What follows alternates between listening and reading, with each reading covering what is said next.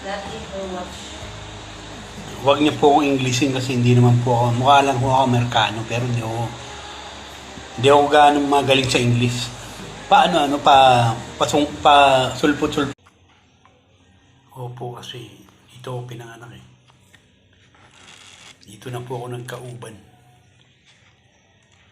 Dito po ako natuto ng mga kalokohan. Pilipinas. Kaya ako po'y fluent na Tagalog. Marunong lang konti na mag-English. Pero hindi ganun ka fluent.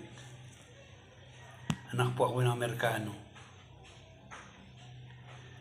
Pero hindi po niya ako nasubaybayan sa paglaki. Kaya wala po ako nakakausap na English. Kaya natuto lang ako mag-English dito po sa online.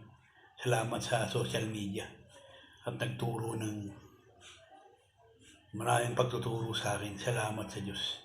Salamat din sa Diyos na ginamit niya yung social media na natuto ko ng mga English, makipag-communicate sa mga tao.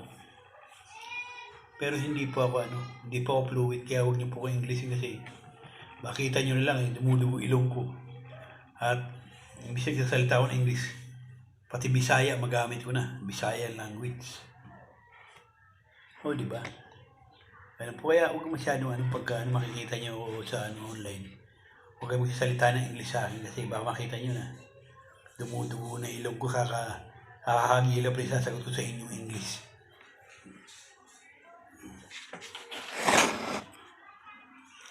Yun lang po.